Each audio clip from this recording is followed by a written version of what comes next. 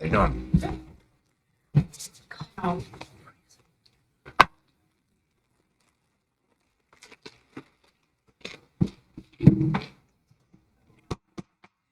Good evening. I call this meeting in order. Will you please rise and join me in the Pledge of Allegiance? I pledge allegiance to the flag of the United States of America and to the republic for which it stands, one nation, under God, indivisible, with liberty and justice for all. Okay, can we please start with a roll call?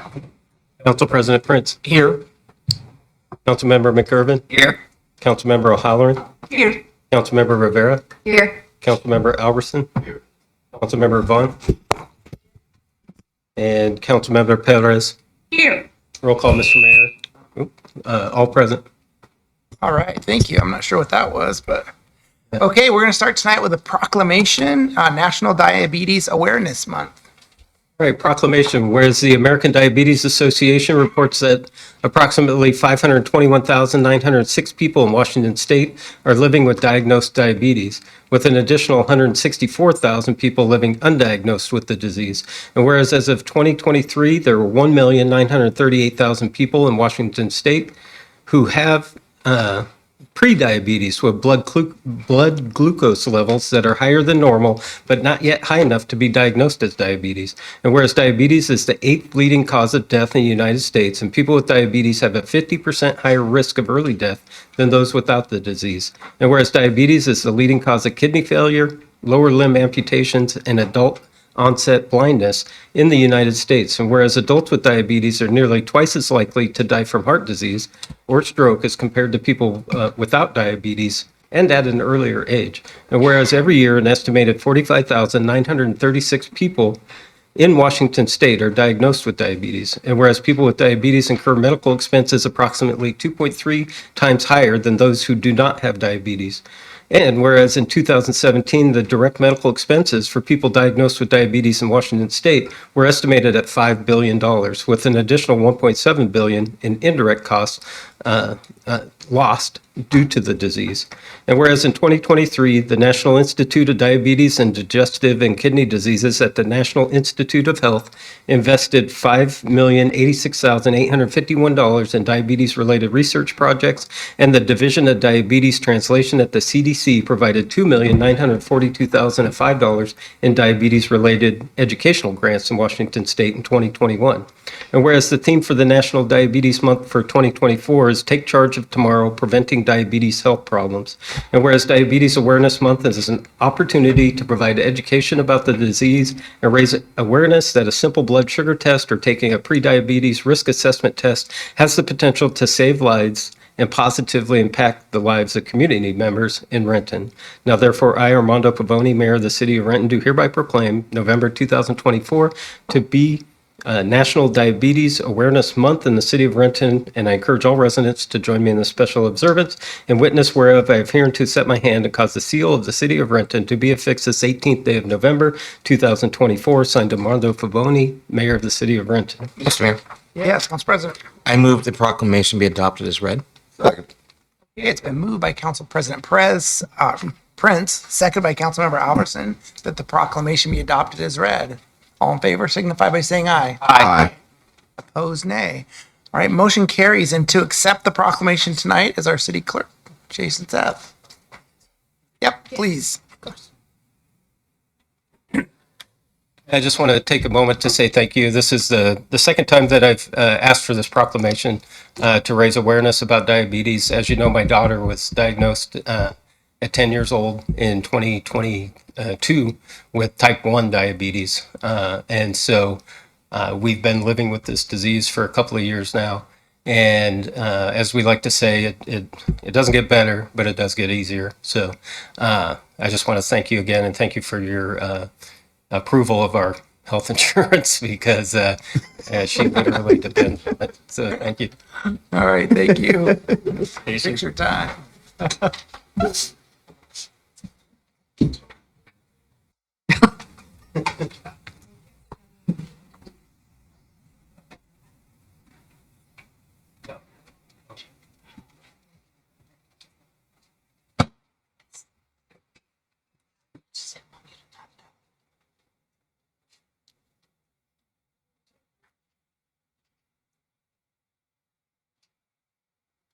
All right. Thank you, Jason.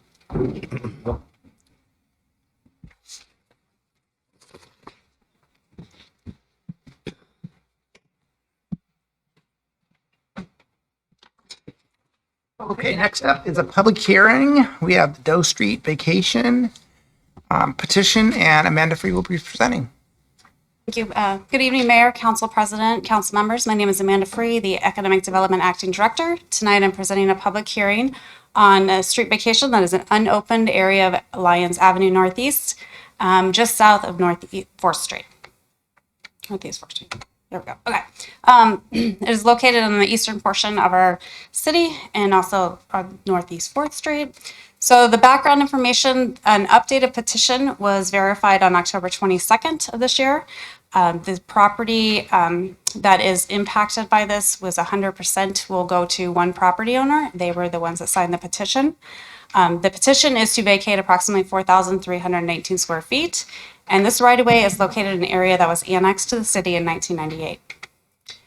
This petition was initiated by the abutting property owner and was not required as a part of an active land development project. If the council vacates this right-of-way, the vacated portion will fully attach to the one property owned by the petitioner. I'll get into that a little bit later. So on this photo, you can see that the blue area is the abutting property and the red area is the requested vacation. The blue area is currently has a garage or an existing structure which serves for the 5415 property right next door.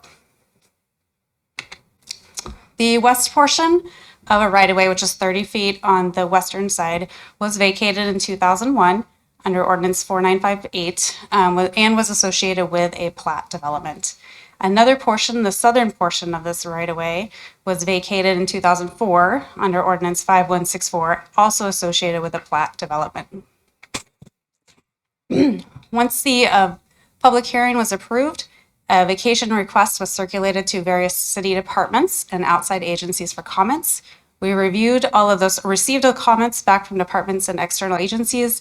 There was no objections found except by our planning department. So our planning division made a recommendation to not approve the vacation, citing the following concerns: underdeveloped properties, safety and access, and utilities. And I promise I'm not going to read these word for word. I will try to summarize. The undeveloped, there are 4 properties along Northeast 4th Street that are underdeveloped at this time. They were homes built in 1940 and 1960. Given the new 2023 Washington State Middle Housing Bill, HB 110, there's potential for up to 16 residents in these 4 properties. So one of the reasons for keeping the right-of-way open would be for alley access, alley loaded for these properties down the road for future development. Safety and access is a big concern. The Northeast 4th Street is classified as a principal arterial and has quite a few vehicle traffics and trips on that. We would not encourage to have an additional driveway created for that property due to the access and safety coming off of Northeast 4th Street. And the utilities is another one also of concern. They are currently served, those 4 properties are currently, parcels are served with a private wastewater system. And we do have a wastewater main directly south of Northeast, or the Lyons Avenue Northeast. The connection would be through the right-of-way that is being requested to be vacated. It would limit the amount of easements required on private property. The Community and Economic Development Department recommends that council not approve the request to vacate based on the concerns presented during the review. So next steps, tonight we have public hearing and any public testimony. After the close of a public hearing, the council may approve or deny the vacation. If the council does not approve the vacation, the petition is denied and the vacation will not occur. If the council approves the petition, the petitioner will be required to submit an appraisal. Once the appraisal has been reviewed, staff will return to council with a recommendation for compensation, and council will set that amount. However, today, this is not on the screen, we did receive correspondence from the petitioner today at 2:45. In light of the new information, we are suggesting a third option for this evening. Staff would like time to review the new information and research the city files to provide a detailed historic summary of the right-of-way. This summary and further discussion would be presented at a committee meeting if council wishes to refer the item to the Transportation Aviation Committee and bring back a recommendation to the council for further action. So I'm happy to take any questions or comments. And I also have Matt Herrera, our planning director, that would be able to speak better to his comments than I can as well. Questions? Sure, I have a question, but you flew through that and I don't know what it is. No, no. Hey, tell it, come back to I'll leave it alone. I'll ask offline if need be. Okay. All right. No, we had nobody correspondence. signed up to speak, but I did receive correspondence. Okay. So the correspondence I received is from the petitioner, Mr. Doe, and it's essentially just outlining his request and why he's requesting this petition. Okay. Mr. Mayor, Yes. Councilmember. is the information that we received from the petitioner the same information that you are referring to that staff wants to take more time? Yes. Yes. Thank It you. refers to a vacation, it's at 01006, which is where the westerly portion was vacated. So I would like to do additional research on why the eastern portion was not included in that vacation. In my quick review, it was mentioned, so I just would like additional time to review.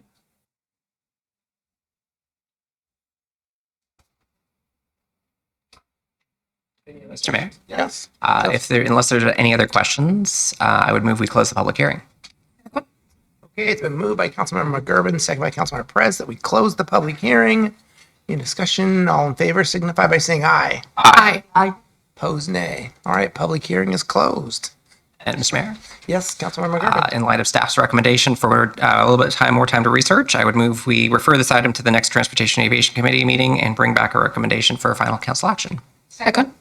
Okay, it's been moved by Councilmember McGurven, second by Councilmember Perez, that this item be referred to the Transportation Aviation Committee for further review to bring back a recommendation to the council. All in favor signify by saying aye. Aye. Opposed, nay. All right, motion carries. Thank you, Amanda. All right, next up is the administrative report. All right. Good evening, everyone.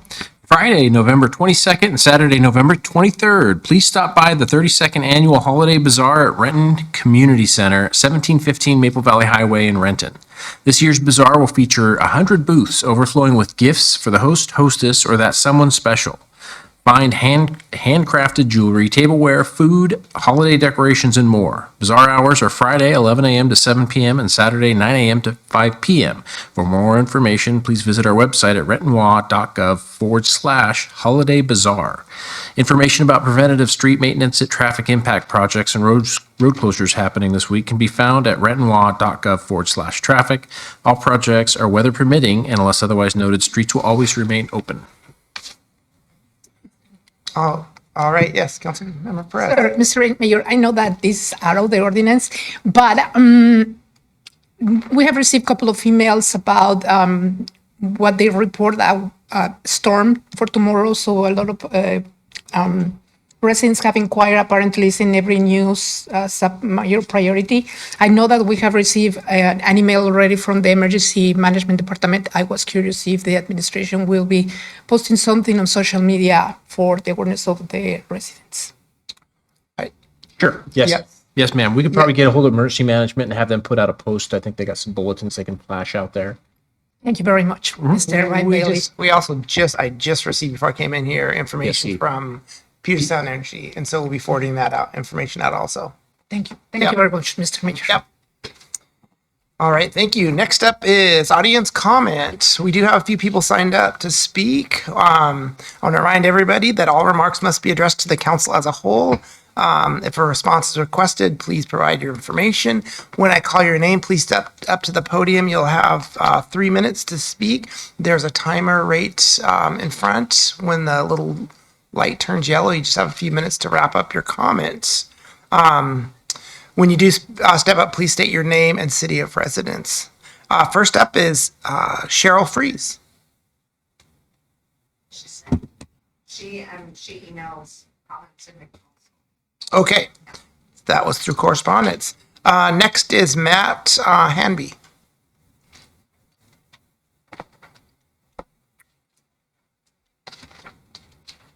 Okay, good evening, Mr. Mayor and council members. My name is Matt Hanby. I live at 801 North 2nd Street in the North Renton neighborhood. Thank you for the opportunity to speak this evening. As 3 minutes is not much time, I've emailed my comments to you already in case time runs out, and I'm speaking more quickly than I normally do. You should have 10 petitions signed by 85 residents that were delivered today about a proposed 6-story, 100-unit building dubbed Logan 6. The property is a vacant lot across the street from Renton Memorial Football Stadium on North Logan Avenue. So I want to thank the city clerk and city staff for making copies available to you. Among the signers of the petition are residents on Burnett Avenue, the street directly adjacent to the proposed development. Residents on Burnett would be the most impacted. The size and the mass of the proposed building would rise 100 feet into the air and span the entire length of the block on Logan between North 3rd and North 4th Streets. A building of this size and length will block views to the west, and the building will cast shadows on the homes on this street in the late afternoon. There would also be serious challenges to already limited on-street parking, and there would also be additional traffic from those who would try to access the site. Other signers, some are here today, live on Williams, Wells, and Pelly Avenues. Residents on these streets have similar issues to those on Burnett. So here are a few main points that are covered in the petition. We're asking the council, to you, to put any development on Logan Avenue on hold or paused until the issues and matters mentioned in the petition are considered, investigated, explained, and communicated back to us. I think that's the least we deserve from this petition. This petition is a reminder of commitments the city has made in the city center plan. We're asking that you, as our elected leaders, ensure that the city lives up to commitments made in the city center plan for our neighbors and follow earlier policy statements from prior city councils. The city center plan calls for the city to develop and revise design standards. These design standards are to include height restrictions, setbacks, buffers, and landscape screening. And these standards are supposed to protect our residential neighborhood. They're supposed to protect the edge of the single-family neighborhood, and they're supposed to protect the transition area between zones. And all of these protections should apply to they do apply to this proposed development. So I asked the city, where are these design standards? And why are they not in place for the proposed development? We also have questions about the city's role in the proposed development and ask you to investigate on our behalf. If the city discouraged use of Logan Avenue and directed the developer away from Logan access, this is a very troubling matter and we ask you to investigate. Without Logan access, vehicles must travel through our neighborhood and onto our neighborhood streets in order to exit the property. We also ask you to revisit requests about increased parking for multi-bedroom units. You'll see the specifics in the petition. So I just wanted to thank you for your time. 3 minutes is pretty short, but I appreciate the opportunity to speak to you tonight. All right, thank you. Thank you. Next up is Michael Patrick. Michael Patrick. I've been a Renton resident for over 20 years. I was born in Puget Sound and in the North Renton neighborhood for about a year. Professionally, I'm a geospatial analyst and graduated the University of Washington. My research there was in public participation for development projects. And I joined this effort very late in the game a couple of days ago. But there are some points that is overall, reading through the documents, there's a hide the ball going on. So the most obvious one is there was no 3D rendering of this building that an ordinary person could look at and understand, nor was there of the site plan and the surrounding neighborhood. And although these documents are understood by engineers and planning professionals, the ordinary citizen can't make heads or tails out of 300 pages of traffic analysis. What was lacking from that was, what is the, simple drawing, here's the circulation pattern, this is what the intersection looks like. But the parking thing and the count is this 1.43 minimum or whatever in the I believe, the RCW, which is sort of absurd because North Renton neighborhood is an island, essentially. So what happens in one place doesn't get pushed off the edge somewhere. It compresses things. And then, so that huge building, which very similar one, if you look out the window here, you can see a 6-story of a similar thing. When you add 100 units with some number of cars, it isn't spreading out in all directions. The visitors, the delivery vans, people's extra cars, etc. It's all pushed one way towards Pelly, even down to the Burger King past Santori. And so, as far as I could ascertain, there was no parking impact or parking occupancy.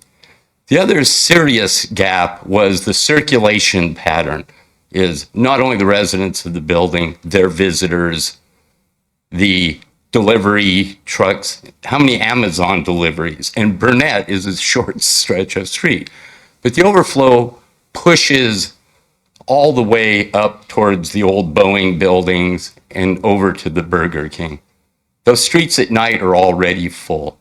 So at least the parking study and the 3D rendering would be, but I will detail my concerns more in a document to the planning and I suppose to the council. So thank you very much. Meetings like this are the bedrock of democracy in this country. So I thank you for your time.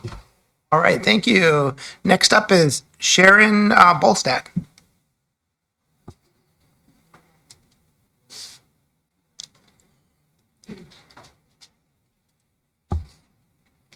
Hello, everyone. I'm Sharon Bolstad. I currently live on the 300 block of Burnett Avenue North. Consequently, every time there's an event at the stadium, the senior center, more recently the Union Hall, I can't leave my house. Because if I do, I'll come back and I'll be circling looking for a parking space.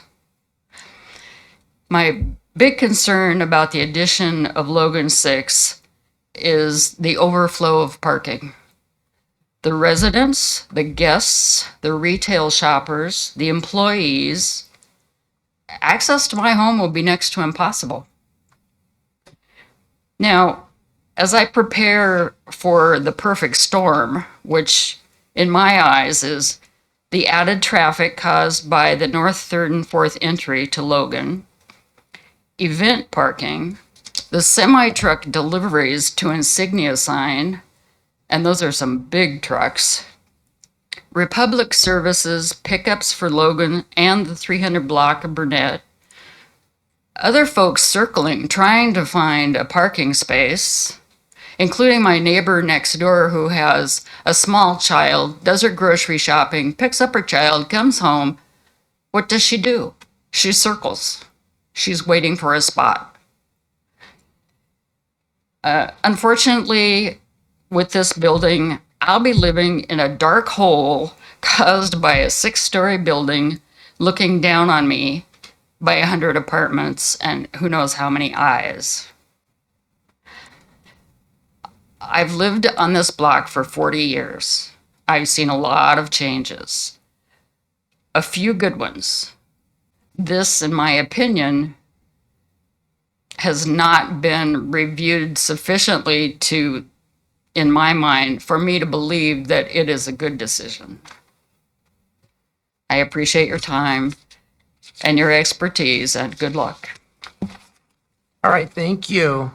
And next up is Tracy Gaudio? Gaudio, okay. Tracy Gaudio, 204 Pelly Avenue. And I'm addressing, the Logan 6, the 100 unit apartment proposal. I work at Sartori Elementary School as a teacher there, and I see both sides of it as a resident and as a teacher of trying to just even deal with parents dropping off kids twice a day trying to find parking, and an apartment on the same end of the other side of the street, 3rd and 4th. Now we would have apartment trying to find parking all day. and us trying to absorb it, because they can't go the other way across Logan because there's nothing there. You've got the Cedar River and the stadium. They can only come our way. So we've got Sartori and these apartments vying for our street to try to find a place to park. It's 100 units, and there is not enough parking that was scheduled or planned for this apartment in this particular neighborhood. I don't know how we're going to absorb it. We see the traffic and the mess that happens. It's only twice a day when the school is dropping off, but this would now be our life all the time. Thank you. All right, thank you. All right, we are on to the consent agenda. There are, I don't think you signed up anywhere. Can I bring Cheryl's letter forward? What's that? Can I bring Cheryl's letter forward? I think it was sent to us, I believe. Can I bring it forward for the sake of those that are here to listen to it in addition to you guys? Read it. You'd like to read it? Oh, sure. Yep.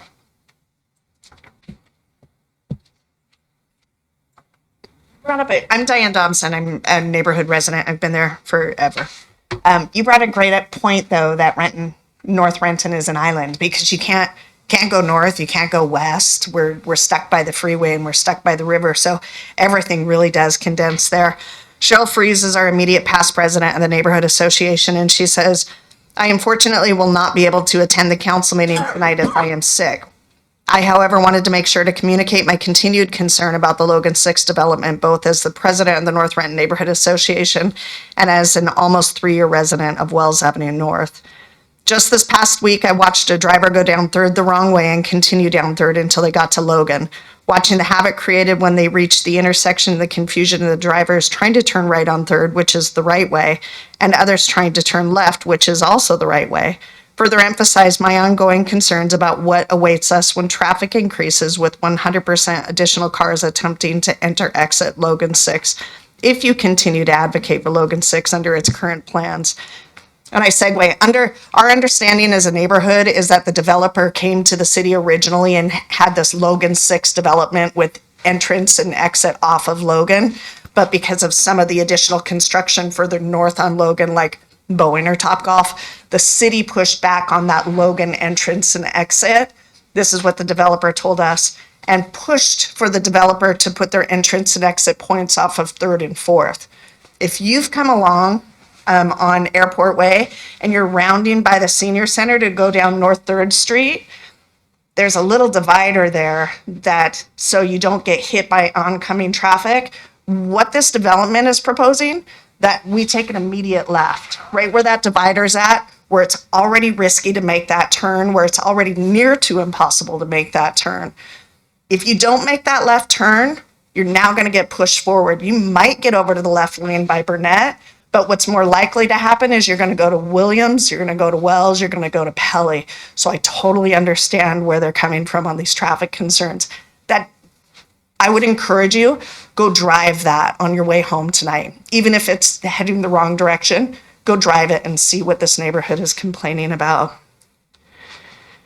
In addition to the frustration drivers already experience because of increased traffic flow, 3 separate times a day, Boeing shifts, Sartori drop off and pickup, and when there are events at the stadium, this is a disaster and lawsuit waiting to happen. The adverse impact to the neighborhood and residents on Burnett, Williams, and Wells is immense. We already struggle to park in front of our own homes, as many of us do not have driveways or parking spots. Numerous households have multiple residents. Some families, including on my street, have more than 4 cars associated with their residents.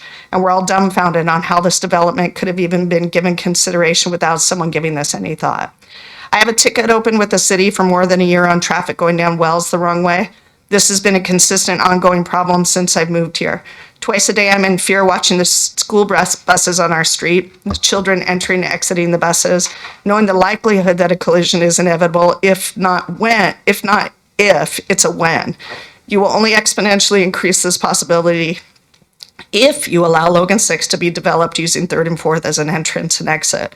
I've also called in an ATV driver who drives a scooter the wrong way down Wells to pick up a child, blah, blah, blah, blah, blah. There's a lot of stuff there that I'm not going to hit within the 3-minute that I encourage you to read and let the neighbors know that Cheryl sent this concern in. And again, drive it yourself and see I don't want to say it's ludicrous. It's silly. It's silly to encourage people to pull. That's a small strip of land, and to try to access it off that corner is you're making miracles happen if you do it. So, thanks for letting me participate. Thank you. All right, now we're on to the consent agenda. There are 6 items for council consideration. Are there any that council would like pulled for separate discussion?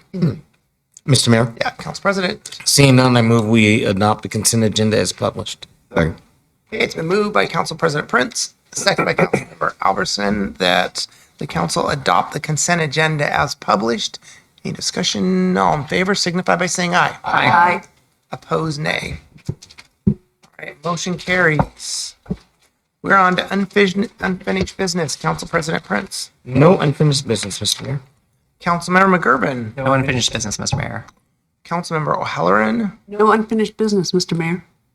Councilmember Rivera. No unfinished business, Mr. Mayor. Councilmember Albertson. No unfinished business, Mr. Mayor. Councilmember Van. No unfinished business. Councilmember Perez. No unfinished business, Mr. Mayor. All right. So we're going to move on to legislation. And we've got lots of that. Yes. Okay. So first up, we have a resolution to adopt the new flag policy. A resolution of the City of Renton, Washington, adopting policy 814, which is the new flag policy. Mr. Mayor, Yes, Council President. I move that the resolution is adopted as read. Second. It's been moved by Council President Prince, second by Councilmember Albertson, that the resolution be adopted as read. Any discussion? All in favor signify by saying aye. Aye. Opposed, nay. Motion carries. The next 3 items are ordinances for first reading. The first is ordinance number 6150, and it's established a planned action, Rainier Grady Way Transit Oriented Development, TOD. An ordinance of the City of Renton, Washington, establishing a planned action for the Rainier Grady Junction TOD sub-area pursuant to the State Environmental Policy Act, providing for severability and establishing an effective date. Mr. Mayor, Yes, Councilmember Perez. I move the ordinance be placed on second and final reading at the next council meeting. Second. It's been moved by Councilmember Perez, second by Councilmember Albertson, that the ordinance be placed on second and final reading at the next council meeting. All in favor signify by saying aye. Aye. Opposed, nay. Motion carries. Right, the next ordinance is regarding zoning overlay for Rainier Grady Way Transit Oriented Development, the TOD. An ordinance of the City of Renton, Washington, establishing the Rainier Grady Junction zoning overlay, adding definitions, authorizing corrections, providing for severability, and establishing an effective date. Mr. Mayor, Yes, Councilmember Perez. I move that the ordinance be placed on second and final reading at the next council meeting. Second. It's been moved by Councilmember Perez, second by Councilmember Albertson, that the ordinance be placed on second and final reading at the next council meeting. All in favor signify by saying aye. Aye. Opposed, nay. All right, motion carries.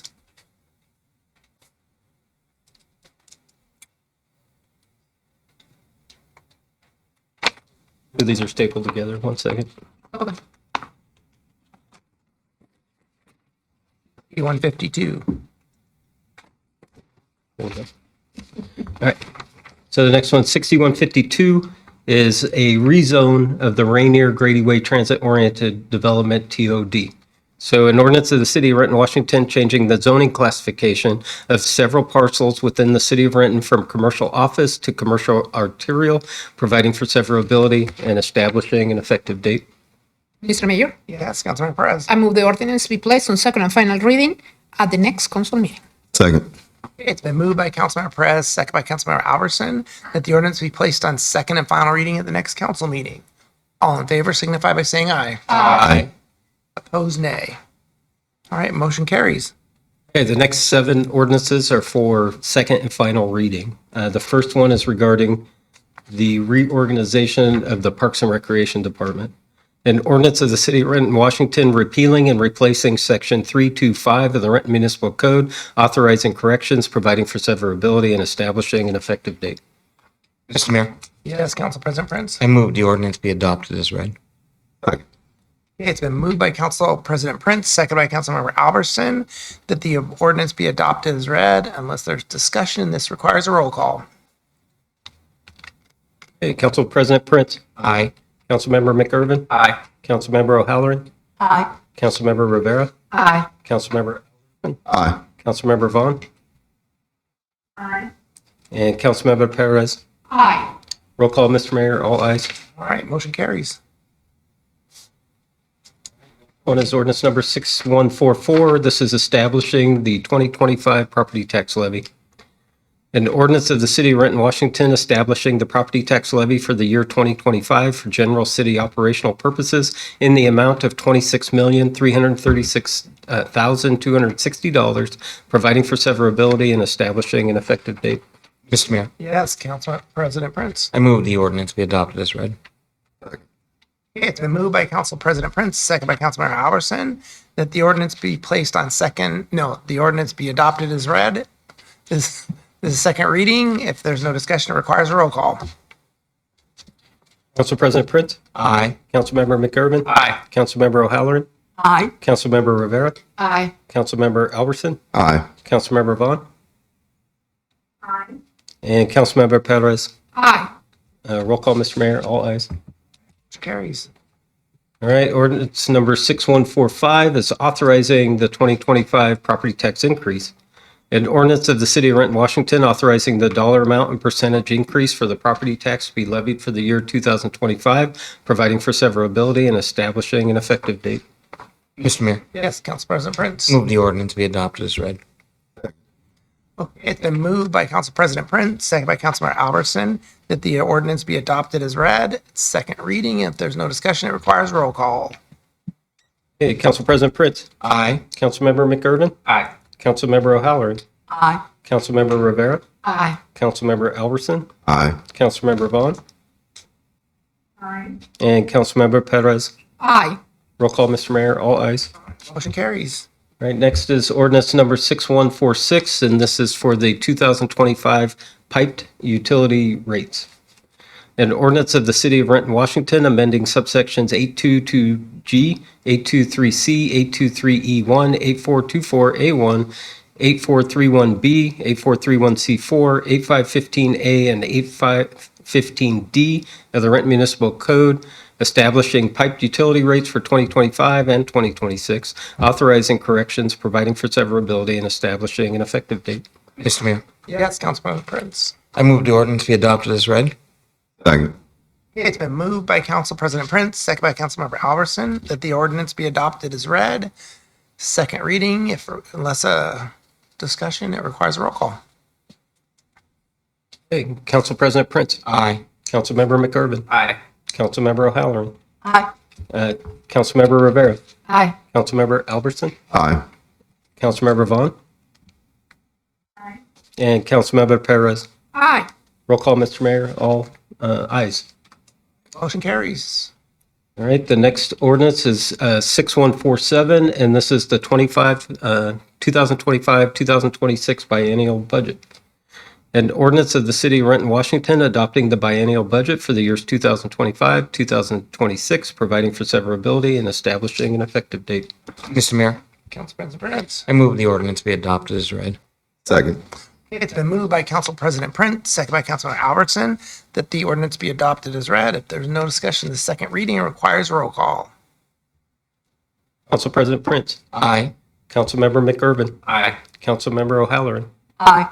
Councilmember Rivera. Aye. Councilmember Albertson. Aye. Councilmember Vaughn. Aye. And Councilmember Perez. Aye. Roll call, Mr. Mayor, all ayes. Motion carries.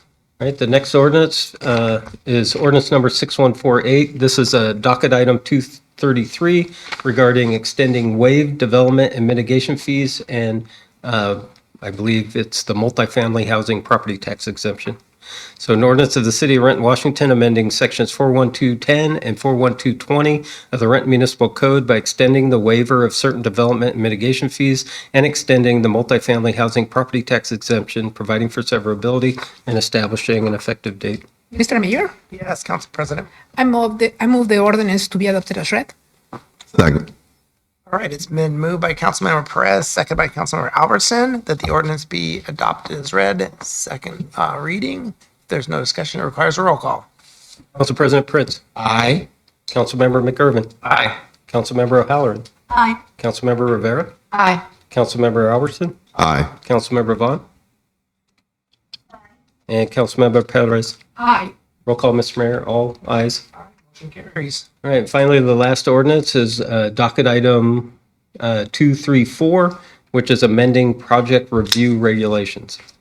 So an ordinance of the City of Renton, Washington, amending project review regulations in section 140, subsection 4670G, section 4810, subsections 4850A, 4850B, 4850D, 4860B, 4860C, 4860E, 4860G, 4880A through 4880F, 4890D, and 48100C of the Renton Municipal Code, repealing Section 48040, authorizing corrections, providing for severability, and establishing an effective date. Mr. Mayor, Yes, Councilmember Perez. I move the ordinance be adopted as read. Second. All right, it's been moved by Councilmember Perez, second by Councilmember Albertson, that the ordinance be adopted as read. Second reading, unless there's discussion, it requires a roll call. Council President Prince. Aye. Councilmember McGurven. Aye. Councilmember O'Halloran. Aye. Councilmember Rivera. Aye. Councilmember Albertson. Aye. Councilmember Vaughn. And Councilmember Perez. Aye. Roll call, Mr. Mayor. All ayes. All right, motion carries. That's a lot of work. All right, next up is new business. Council President Prince. Yes, thank you, Mr. Mayor. On Monday, November 25th at 6 p.m., the committee of whole will be meeting in the conferencing center. We have one item on our agenda. It's the 2025 legislative agenda. Then at 7 p.m., we will meet in chambers and by video conference for our council meeting. And that's all, Mr. Mayor. Thank you. Councilmember McGurven. No new business, Mr. Mayor. Councilmember O'Halloran. Yes, Mr. Mayor. On Monday, November 25th at 4 p.m., the Finance Committee will be meeting in the council conference room and via video conference. We have 7 items on the agenda. First is vouchers. Second is Washington State Department of Natural Resources Urban and Community Forestry Grant Agreement. Third, reclassifications effective January 1st, 2025. Fourth is the Renton Student Health Hub contract approval. Fifth is professional services agreements for janitorial service by CSS Facility Services. Sixth is change order number 25 to CAG-22-163 with Peretta Brothers Construction for the Rainier Avenue South Corridor Improvements Phase 4 project. And seventh, emerging issues in finance. And that's what I have, Mr. Mayor. All right, thank you. Councilmember Rivera. No new business, Mr. Mayor. Okay, Councilmember Albertson. Yes, Mr. Mayor. On Monday, November 25th at 3 p.m., the Community Services Committee will be meeting in the council conference room and via video conference. 3 items on the agenda. Number 1, update on the farmers market season. Number 2, update on the volunteer program. And number 3, emerging issues in parks and recreation. That's all, Mr. Mayor. All right, thank you. Next up is Councilmember Van. All right, and Councilmember Perez. Thank you, Mr. Mayor. On November 25th at 5 p.m., the Planning and Development Committee will be meeting in the council conference room as well as via video conference. There are 2 items on the agenda. First, adoption of the ordinance amending 2021 International Fire Code and fire prevention regulations, and second, emerging issues in city. All right, I've ran out of things. What's the list of the council? Move adjourn. Okay, it's been moved by Council President Prince, second by Councilmember Albertson, that we adjourn. All in favor signify by saying aye. Aye. Anybody want to stay, say nay. All right, we're adjourned. Thank you. Thank you.